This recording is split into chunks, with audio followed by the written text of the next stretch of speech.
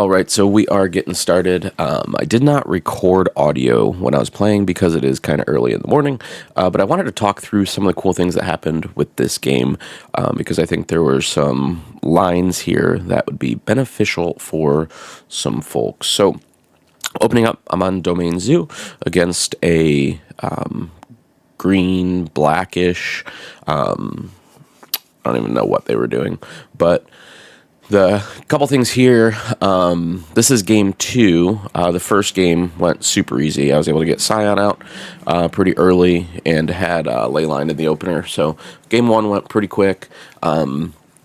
So here we're just, getting our lands out there, hoping to play a Kavu as soon as possible. And, at some point here, making sure that we are thinning out our deck to get the best possible draws. So we are in game 2 at this point. So we are sideboarded. Last game I won with countering his Planeswalker. I think it was running 6, and he kind of rage quit. So here is a cool kind of a cool line because he goes for a pick your poison. Okay, now in hand you'll notice that I have a leyline binding, so for 1 mana I get to protect my leyline binding, which I think is pretty awesome. So it comes in, and then I just sacrifice, and they are probably pretty upset at this point because they were hoping to get ahead here. Another cool thing with the leyline is I'm able to tap it for any color mana. So again, I didn't even have to crack the fetch there. I could just tap it for any color mana. Same you'll see here, tapping it for green, tapping it for red, just to start applying some pressure. Again, the Kavu comes in. It is at this point a 5/5 because with leyline we are showing all basic land types for our lands. I think here is this. Okay, yeah. So they besage you here. So the idea is that, okay, it's going to shrink my Kavu to 2 now, but we still have our Triome. So here I grab the Triome to make sure that we still have our at least 4/4 Kavu, which is still going to do some damage, which is pretty nice. It is like 4 something here, so if you see me tap my lands here kind of differently, it was a misplay. I wasn't actually thinking. In my head, I was like, oh, I'll try to do the cool Arena Glory thing with Flage, and in my head, I forgot about the sacrifice trigger, so that's why you see me tap my mana weird here. So this is a misplay, because I could have gotten, I could have, I guess, got better. I wouldn't have to have my land exerted for the next turn, which I don't think it necessarily cost me anything, and it didn't really set me back. Here I'm looking to get my, I believe, planes. Yes, planes. In order to escape the Flage and do it all again, but it did set me back 1 turn with the old Arena of Glory. I did not get the Portico there. I don't know why. So I did keep the throw here because I'm thinking in my head that they're going to try to start wasting my creatures being in these colors. So again, I'm just trying to keep a threat on the board at this time. So I decided to keep it there. And I do have enough, or I will have enough in my graveyard here in order to escape the Flage. So we're going to discard and draw a card, get rid of the Arena of Glory, get the Thrall. So that way we have our threat still there. So getting them down to 10, getting in that kind of that striking range. So this next turn is pretty. I think this is where they bring out the Liliana. Yeah, so they make me sacrifice the Kavu here, which in my head I'm like, oh, that's no problem. Like, I'm just gonna escape my, do the Arena of Glory thing again, and get my Flage out here, and no big deal. And then I forgot that my Arena was tapped down because I exerted it because I haven't had my coffee yet this morning. So here we get our wooded foothills. I don't. I think I get a surveil here.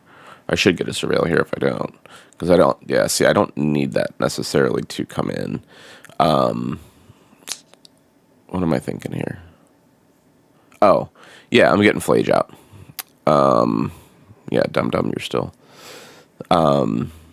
So yeah, that's why I didn't get the surveil in, is because I wanted to get flage out. In order to get them down to 4 life. So again, just constantly applying pressure in order to, and like here I could have won, right? Because if I wouldn't have exerted, I would have been in a much better place. Here I'm deciding whether or not the Liliana or to their face, and at this point, with them being at 7, like, for me, just applying pressure. I don't know if that's the right call or not, but, getting them down to 4 life seemed pretty good. So we do a little back and forth here because that Liliana's at 1 right now. So they're going to plus it in order to... they're going to plus it in order to... Oh, yeah, the Confidant, which reading, I'm like, that's going to hurt them. But I'm like, yeah, they just needed a blocker out there. So they're going to plus it here. I'm going to get rid of the Doorkeeper Thrall because I want to keep the Ghost Vacuum. And the Ghost Vacuum is key here in a minute. So with that Liliana, it's now on 2. So next turn, they can make me get rid of my Flage. Okay. But again... when I attack with Flage, do I want to, have the 3 damage go directly to them, or, do I want, to go to that Planeswalker? So they have 2 blockers, so they want to keep that Liliana up because they know that that's the only way that they can get the, make me get rid of my Flage.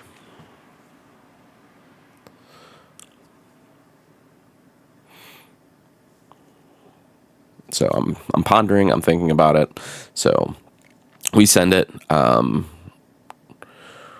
With this, again, getting them down to 1, I think is the right play here. I don't think that making them, so now they have to block with the Confidant because otherwise they'd probably die in their upkeep. So here, I know that they're going to make me sacrifice it. So in my head, I'm casting the Ghost Vacuum, and then I'm waiting to... I don't think I eat anything here. Maybe I do. I don't remember. Looking back here, I should have also eaten the Thrall, but I didn't really have to. I didn't know what they could possibly put in their graveyard, and I know as soon as it goes to their turn, they're going to make me get rid of the Flage. So my thought here is I just need to top a land, and I'll be able to use the 6 mana ability for the Ghost Vacuum in order to reanimate the Flage. So nothing I can do here. Just seeing if it, it's double checking. Yes, that is in fact a activated ability, not a triggered ability. So Flage is going away. Bye-bye. Which is fine. They send in the Ragavan. Cool. They get one of my Kavus off the top of my deck. They play it as a defender, so they're looking to try to get in this mid-range. And mind you, we're at 25 life. So I'm okay. You know what I mean? I'm okay with that. So here, wait to see what they're gonna do. They play my Kavu. I'm like, cool, whatever. Do do do do do do do do do do do do do. So I eat my Flage. And then here they pass the turn. We're hoping for a land. We get a land. We go. We bring in something untapped. Yes, we pay the life. Boom. Boom. Yep. Yep. Yep. Uh-huh. Yep. and then we sacrifice. So when we sacrifice, we get our flage back. We do it right to their face. And from there, we win the game. So cool way to use Ghost Vacuum there to win it, and puts us, 3-2 in this league. So this was the first time that I've played Domain, and it was a really fun time, and I look forward to doing some more.